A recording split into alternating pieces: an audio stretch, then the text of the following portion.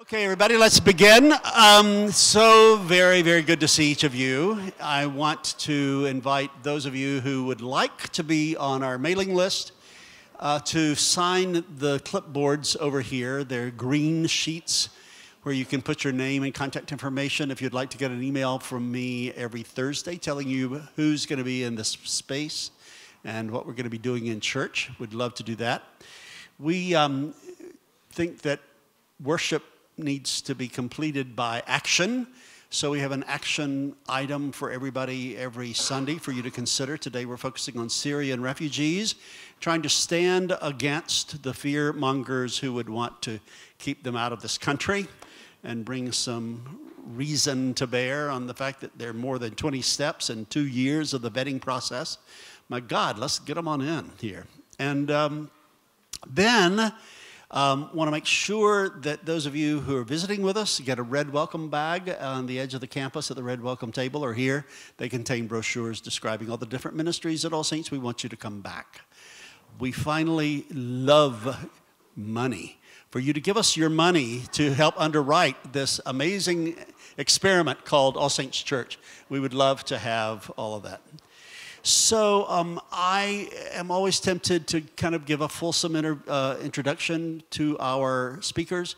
The fact of the matter is, for most of you in this room, our speaker needs no introduction. Suffice it to say, he is a Jesuit, a priest, a friend of All Saints Church, a radical, a visionary, a history maker. Several years ago, he started what has turned out to be the most successful gang intervention program now in all the world. When Hope and I first moved to this town almost 21 years ago, I had been under spiritual direction and in a kind of a associated way in a Jesuit community in Louisiana near Jackson, from which we moved. And so that was the first question I wanted: where's the Jesuit community in this town? And so somebody said Boyle and his compadres. So I called, and bless their hearts, they invited us over for supper immediately. And the first Eucharist we went to in Los Angeles was at Dolores Mission. And it was a great celebration of Guadalupe. And Juan Diego took off his shirt, and Lord of mercy, there was a full tattoo of Guadalupe on his back. I turned to Hope and I said, "We are not in Mississippi anymore." But ever since then, Greg has been a great resource, inspiring friend, a teacher, and a leader. So would you all please warmly welcome Greg Boyle.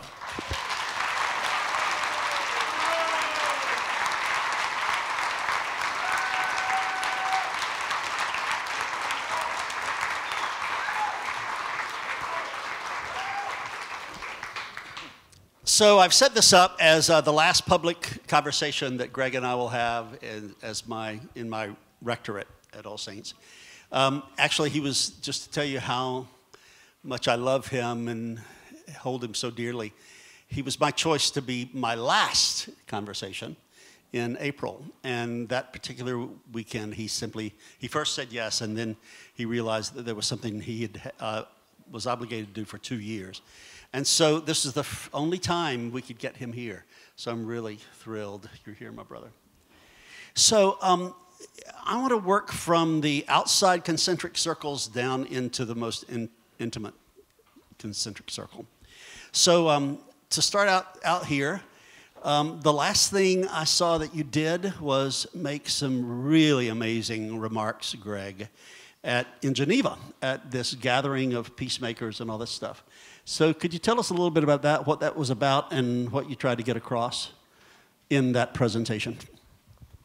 Thank you. It was great to be here, as always. Yeah, it was called the Geneva Peace Talks, and it sounds more important than it certainly was, you know, so it sounds like somehow you're kind of going back and forth to solve kind of vexing issues of conflict in the world.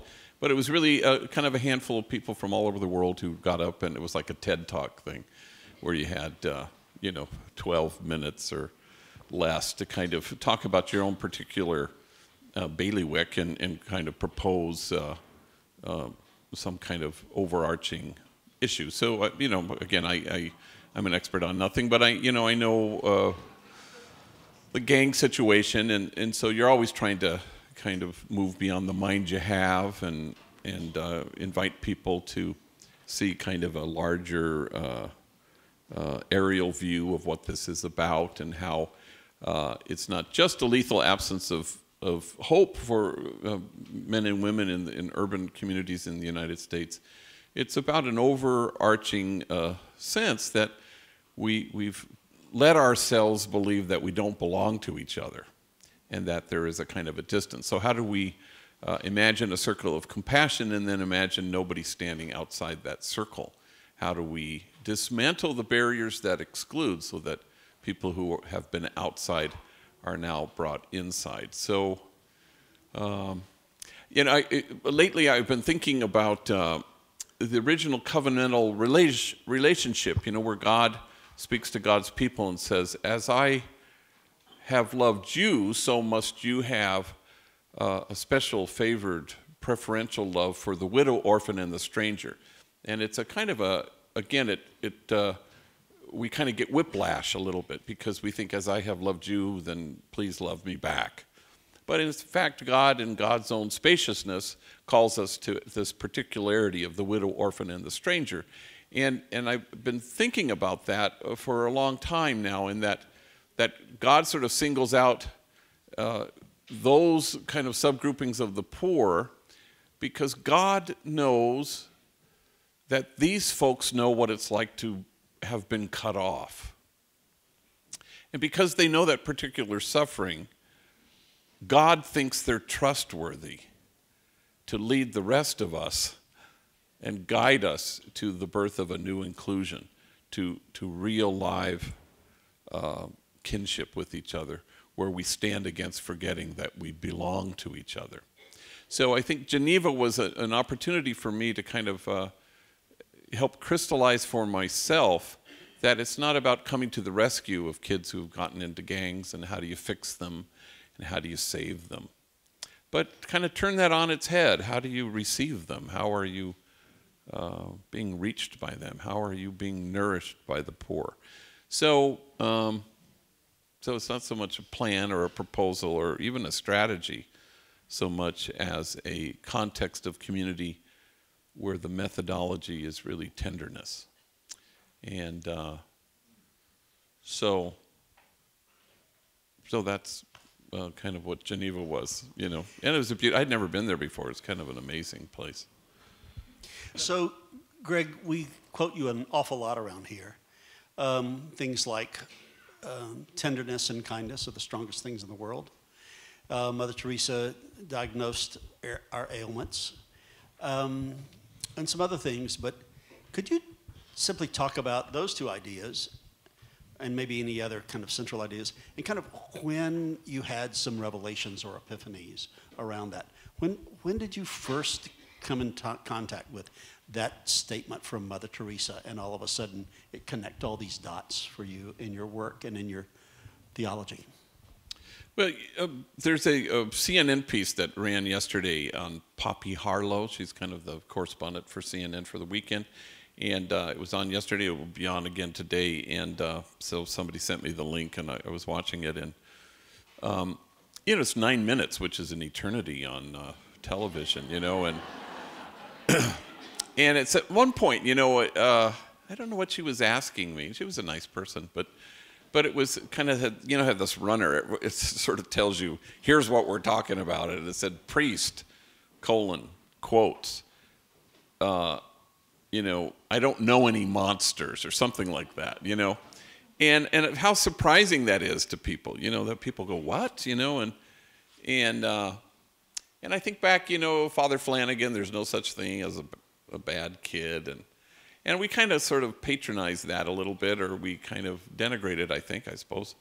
and kind of pat it on the head and say, oh, how nice, how naive, And yet it was this really stark thing about, how she thought, and to put it up as there are no monsters, like this is kind of a new thing, and so who doesn't belong to us?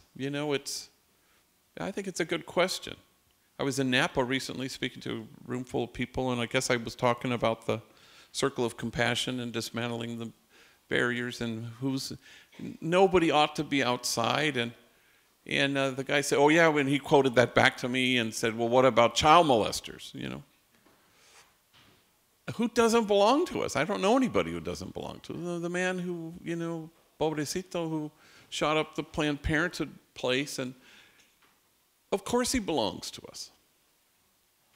And that's the game changer, the minute you can kind of say everybody belongs to us. So not long ago, Steve Lopez had a column in the LA Times talking, kind of exploring homicide detectives. And the detective said that in order to bring some kind of urgency to our task to investigate a homicide, I tell my detectives that they have to believe and see the victim as a member of your own family. Because if you did, it would kind of hurry this along and give it a sense of significance and urgency.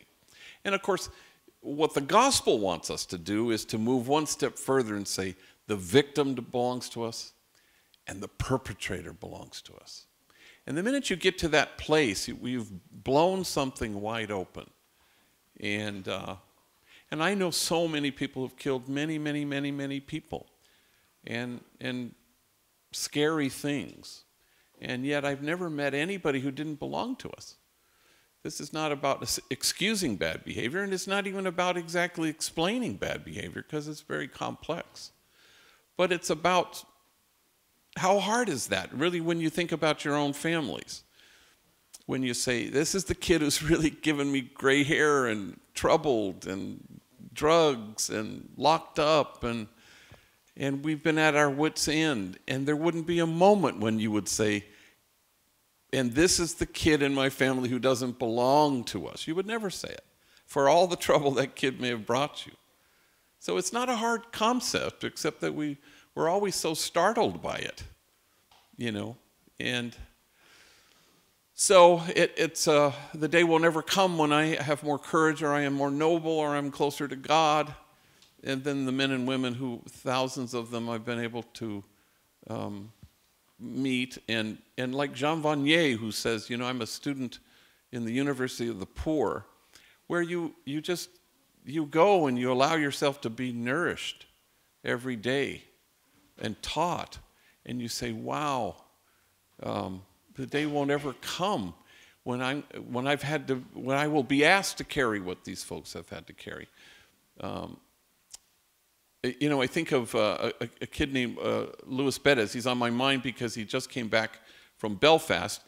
And you may not know that we have a thing called the Global Homeboy Network. When we moved into our current location, we decided, when people would say, please airlift Homeboy into Wichita, we said, gosh, we don't really want to do that. We don't want to franchise. We don't want to become the McDonald's of gang intervention programs,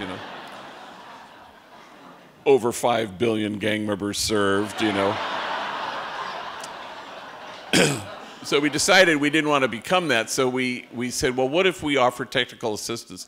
And if we kind of help people? So that's what we've done.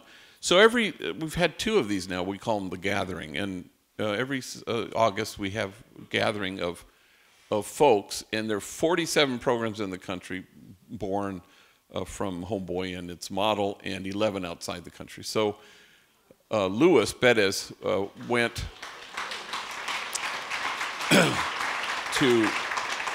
he, along with another guy, David Andrade, they went to Belfast because they're trying to start something there. And they also visited Glasgow, where a program has been in place for some time. They call it Braveheart Industries.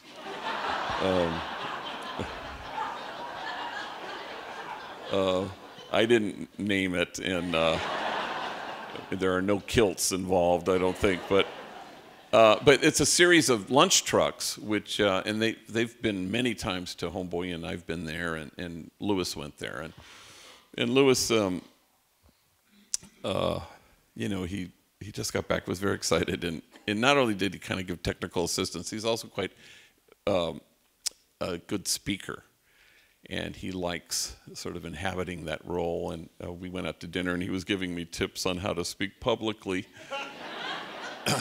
And he says, you know, you gotta pepper your talk with self-defecating humor.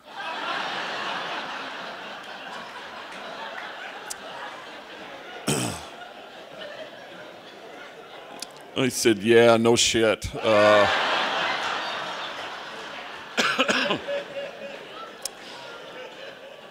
I look at this guy, you know, and he's just a big, huge force of nature. And yet I've known him for a long time. I knew him when he was a kid in a probation camp, and drug dealer, gang banging, shot caller, if you will, prison a long time, tattooed, heroin addict for a long stretch, homeless for a long stretch.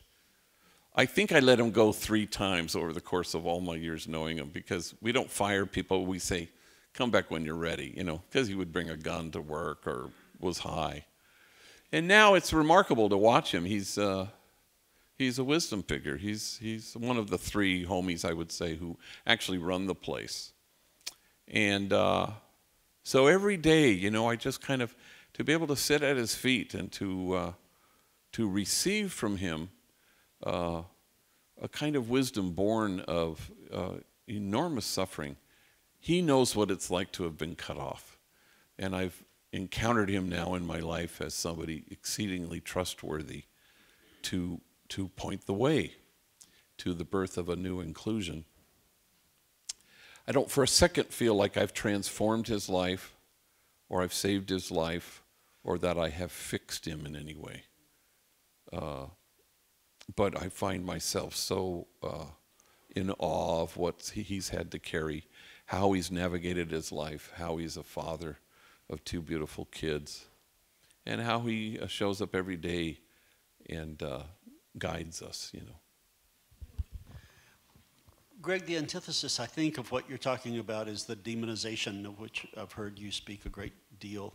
And you've talked about there being a transformation in our culture here in Los Angeles, particularly with the police and with media, to try to stay away from demonizing others. Could you just say a few words about that?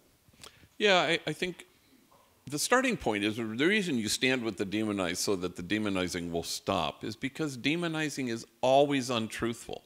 So you have to kind of anchor yourself in that moment. You have to say, it's never the truth. And if it's never the truth, then it's important that you stand against it. And the truth is, demonizing sort of fills, you know, the daily practice of all our detention facilities in this county. You can't help but do it. As much as we've all tried to kind of say, how do you skin this cat? How do you have sensitivity training? How can you have racial diversity? How can you imbue policing with a different kind of sense? And again, I'm hopeful for Jim McDonald, who I think is an enlightened law enforcement person, who will say, you know, to his sheriffs, just imagine that everyone you encounter is having the worst day of his life, which is good. You know, that's a call to a sense of compassion, I suppose. And yet demonizing is the sort of the undergirding, pervasive sense that were we to alter that, it would be the game changer. It's the seeing the victim as a member of your family. It's seeing the perpetrator as a member of your family. And even in my own life, you know, there are always those kids that you keep sort of in the back of your head, you know, where you don't acknowledge to anybody and you say, yeah, I'm not so sure this guy's going to be able to turn this ship around, you know. You don't want to say that to anybody because it's, you know, you want to have hope. And I'll be damned, you know, people like Luis Perez end up running Homeboy Industries. Nobody would have, that would have been the last thing you'd ever would have thought 15 years ago or 20 years ago. Impossible. And there's a kid on my mind, Danny, who, you know, I knew since he was 15 years old, and he into his gang, and I never knew him in my office because he would never cross the threshold. But I knew him on the streets in the alley where his gang would kick it, and I'd go out there at night. And I knew him from detention facilities, but he was so dedicated to his gang, and there was just, couldn't talk him out of it. And I thought, this guy's never going to sort of turn this around. Went to prison and at 18. And got out 2 years later, and to discover that his mother was 6 months, had 6 months to live, dealing with cancer. And so he sat by her bedside, and I watched him do this. And in recovery, they'll say it takes what it takes. It can be the birth of a son, the death of a friend, a long stretch in prison, a mother dying of cancer. And it sort of took what it took. After she died, I buried her, and a week later, he's in my office for the very first time. He's 21 years old, and he's there now. And so he's only been with us like 6 months. So he came into my office not long ago, and he said, I have to tell you about what happened yesterday. What happened has never happened to me in my life. So this is his buildup. And he said he was on the Gold Line, which reaches your community and goes to the east side. And it was 5 o'clock and the day was over, and he hops the Gold Line to go home. And it's a packed train, but in his car, he was able to get a seat, and people are standing. And standing right in front of him, holding onto a pole, he says, is a medio pedo guy, a little bit drunk, a homie, older than he is because he can see tattoos. He doesn't know who he is. And Danny is sitting there right in front of him, and he's wearing a Homeboy t-shirt, huge, the insignia one that Homeboy Industries, jobs not jails. And the guy, the drunk guy, a little bit drunk, says, you work there? And Danny doesn't know whether to engage him, which is part of the rules of the streets, should I engage him or not, or ignore him? And he just nods. And the guy says, any good? And Danny says, well, it's helped me. In fact, I don't think I'm going to go back to prison because of this place. And then he stands, and he fishes into his pocket, and he finds a little piece of blank paper, and he finds a pen in his pocket. And he writes the address of Homeboy Industries. And then as he's telling me this story, he says, I couldn't believe I knew it by heart. And he hands the piece of paper to the guy hanging onto the pole, and he says, come see us. We'll help you there. And the guy says, thank you. And then the train stops. The guy gets off the train, and Danny sits back down. And now he gets, I could barely say this, he gets kind of choking up, he gets emotional, and he says, what happened next has never happened to me in my life. And he says, everyone on the train was looking at me. Everyone on the train was nodding at me. Everyone on the train was smiling at me. And then he couldn't speak, and I barely can myself. And he says, and for the first time in my life, I felt admired. And it just wiped me out. And not for a second did I think that somehow I had effected this transformation in him. Not for a second. All I could do was be nourished by it. All I could do was allow myself to be reached by it. All I could do was to receive who he is and to find myself enriched by it. And I think that happens in a community of tenderness where people pay attention and people acknowledge that you exist. But I'll tell you, if any of you had met him when he was 15 years old, you would have said demon.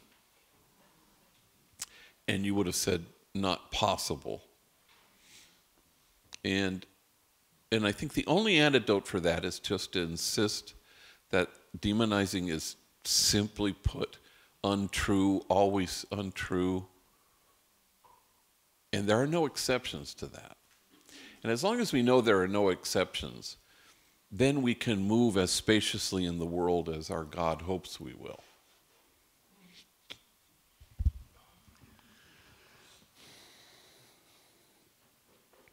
The first time I took a group over to meet you from All Saints, I slipped and said,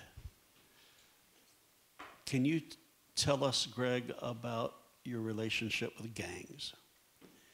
And you gently corrected me rather quickly and said, "I don't have relationships with gangs. This is about bringing people out of gangs into this community because gangs make love conditional and community makes love unconditional." So that's been preached a million times from this pulpit. And that kind of attitude, I think, has an impact beyond Homeboys Industries to flesh out the vision I think we live with as followers of Jesus and of Buddha and of all the other greats. That we are going to do what we can to live in community, no matter what, and to acknowledge when the church acts like a gang instead of community. And when the social order and the political order acts like a gang instead of community. So it seems that in this presidential election time, we've given our hearts and any kind of sanity over to the process of demonization and not belonging to one another. So can you just kind of reflect a little bit about where we are as a people right now?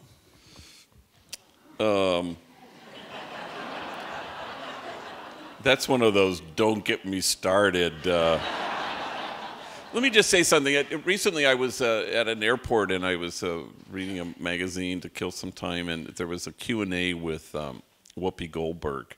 And in it says, name a living person that you most admire. And she said Pope Francis. And then she said, yeah, he's going with the original program.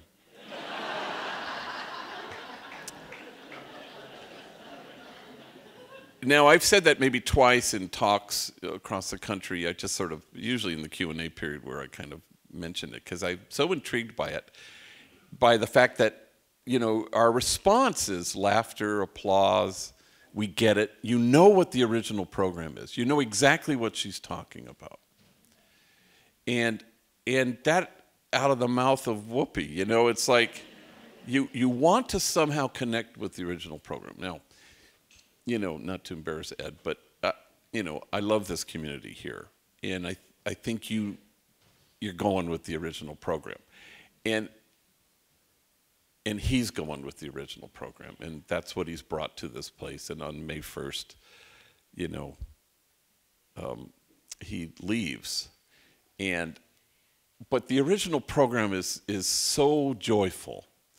And it's so expansive. And it's so imitates the kind of God we believe in, loving, kind, and compassionate. And when Jorge Bergoglio was elected as Pope, you know, apparently the Cardinal of Brazil hugged him and whispered in his ear, don't forget the poor. And I would think safe to say that he hasn't, you know. And because the original program is not about defensive and terror and fear and how do we defend what's under siege. It's so sad, really, in the Catholic Church, frankly. It's so sad, you know, that it's about fear. And you're not going to find Jesus saying very much more often, then don't be afraid. You know, that Jesus somehow is going into the room where the disciples are trembling because they don't want to leave the room. And Jesus gets in, I don't know how he does, and he says, don't be afraid. And he opens the blinds and lets the sun in and opens the windows, unlocks the door, and he says, let's go. Because we got the original program we got to attend with here. And they leave, and I'm embarrassed, you know, in my own church that you know, sometimes, frankly, leadership, bishops enter that room and they co-sign on terror. You have every reason to stay in this room locked because we're under attack. We're under siege. If you could add more bolts to that door, do it. And it's too bad because the original program, it connects. You know, we go, yes, we know what it is. We don't want to forget the poor. And Francis recently says, Jesus wants to include, which is an interesting way to phrase it. He's not saying, you better start including. No, he says, Jesus wants to include. He also doesn't say, back in the day, Jesus used to include. No, it's present tense, and he's not talking about you.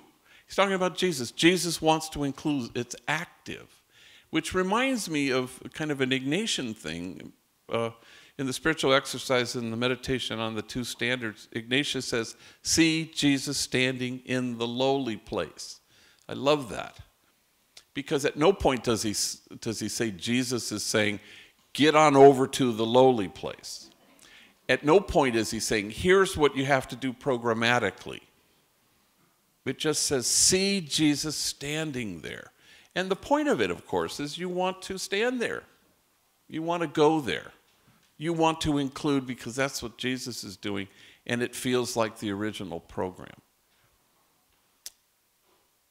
And so we're not being called ever, you know, get to juvenile hall and volunteer your time there. We're not being asked to do that. We're not being asked to even feed the hungry, not even being asked to welcome the stranger. All we're seeing is, and hearing is Jesus saying, I am the stranger. I am the hungry person. I am in prison. And there's something about it that's so evocative and that so calls us to beyond fear. And, you know, today, you know, Dorothy Day died 35 years ago on this day. And she said, love and more love is the solution. But we're cynical, you know, and we're kind of, you know, hard-bitten realists. And we go, yeah, okay, great, okay. And yet, how is that not the antidote to the fear-mongering and the stuff that's just the opposite of kinship and the opposite of where we need to stand and who we need to be? But I'm heartened by the fact that people want the original program. They want to be a part of it in as humble a place as you can be, because humility is just simply foundational. That in the 12 steps, you know, it says no progress can be made without honesty and humility. And I think that's right. And when Jesus says it's really hard for a rich person to enter into kinship, it has nothing to do with possessions or bank accounts. It's about saying hubris won't get you there, you know? That it's easier for a camel to do needlepoint or however.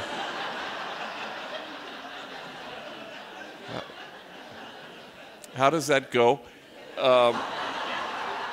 Which remind me, just on Friday, or last Wednesday, which was our Friday before, and I had all these, I was there all day and I was just waiting for everybody, and sometimes it's like a doctor's office, you have to wait, you know, and so these two homies came in. Charisma, who's a lesbian, she's 18, I guess, and covered in tattoos, mainly because her older brother used to practice on her when she was a child.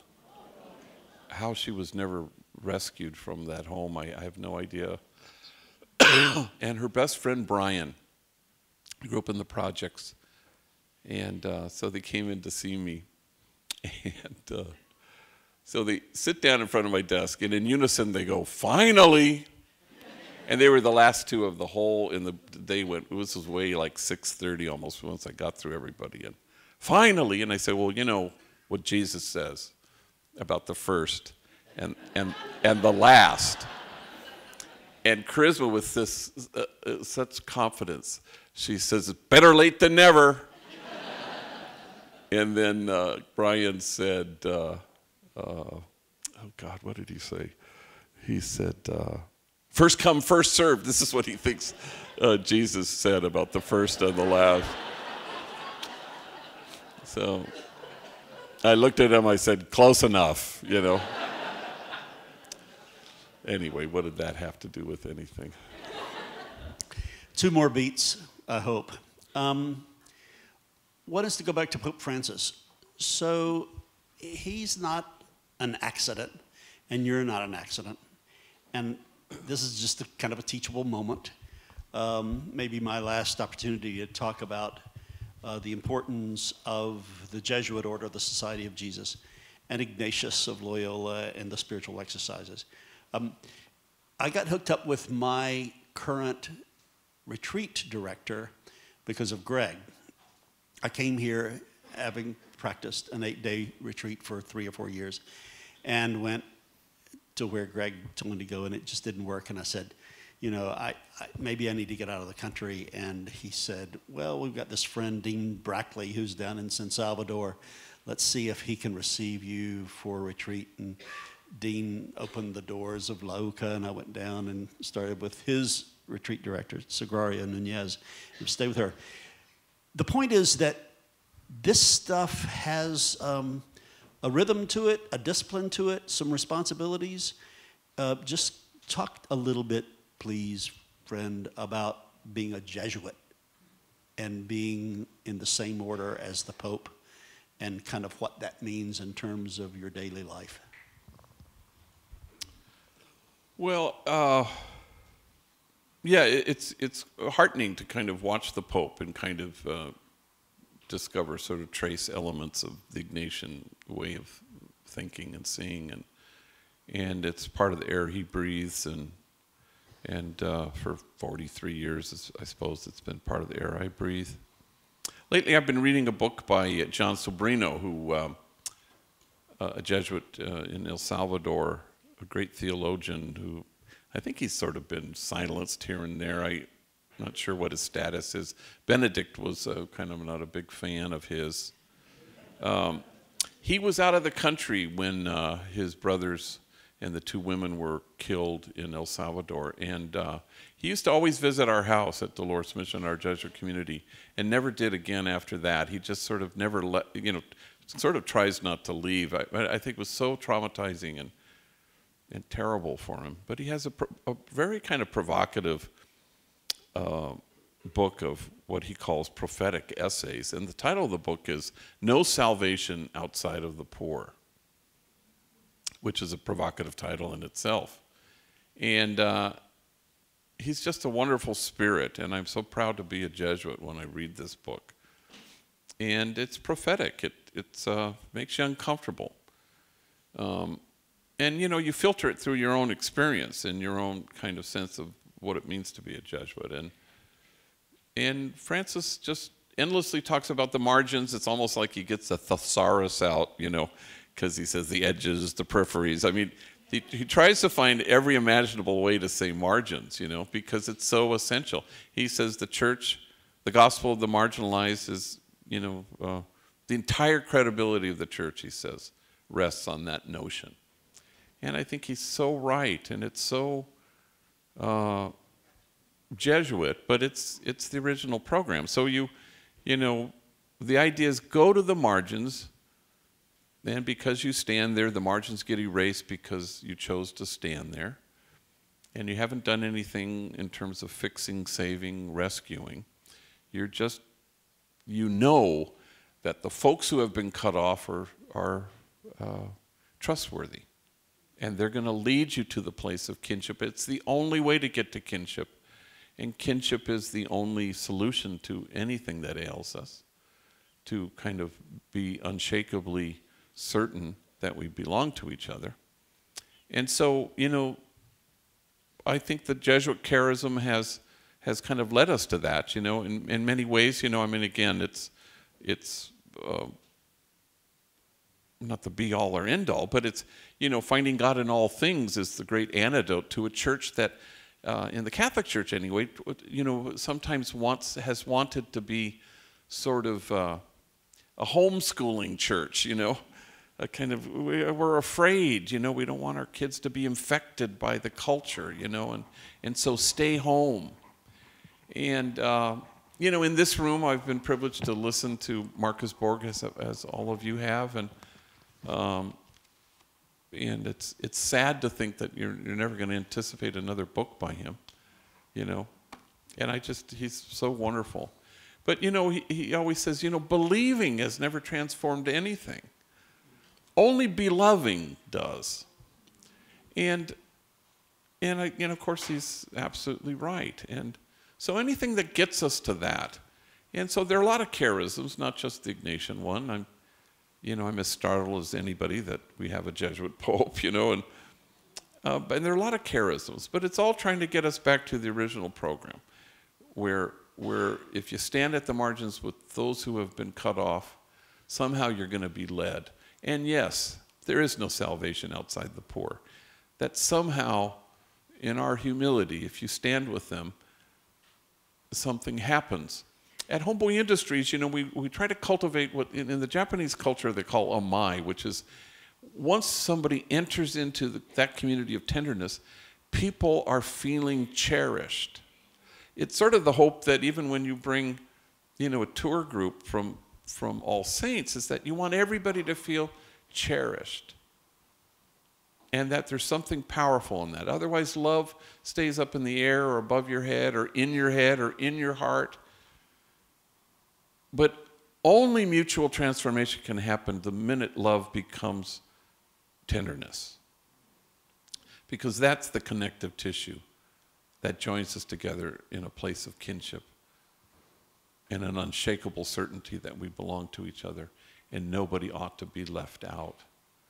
And, that's the hope. I think that's the hope of the Pope and I think Ignatius and any other charism out there that gets us back to where we need to be. So we're going to have to wrap it up. So I was going to spend some time talking about Pema Chodron. Just want you to know you were here last year the same time, and you talked about how you've read everything she's written 3 times. And that kind of developed into a revival, a Pema Chodron revival here at All Saints Church. And we had small groups reading things that Greg Boyle's been reading, so I want you to know that.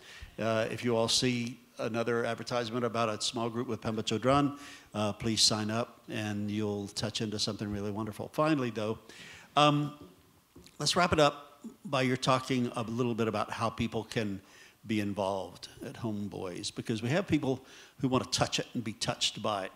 And never to exclude people giving money. Are there other ways, Greg, that you would suggest people showing up or touching base or something like that, connecting in? Well, we have like 200 volunteers, so people come and volunteer all the time. And so they're tutoring. There are a lot of natural ways, you're all financial literate and homies kind of, that's new terrain for them. But also, kind of mentoring in a way that, you'll sit a homie down and I need you to call all these people for these kinds of reasons. And then you kind of watch and you go, wow, they don't really know how to do this. It's only because they've never had anybody kind of accompany them or they, So there are things that are foreign to the homies that aren't foreign to you. And so that's a nice way to kind of accompany people. And plus, you're going to get transformed in the process. So it's never about what will I do at Homeboy, but the question is always what will happen to you there.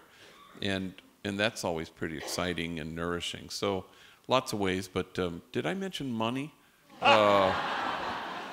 Just because it's a struggle always, I hate that part. But always welcome, and we have like 5 tour groups a day. So bring any kind of group if you want to see the place and get a sense of how you might fit in. The new rector has not been chosen, but when she or he is chosen, I'll go and spend a couple of days with him or her.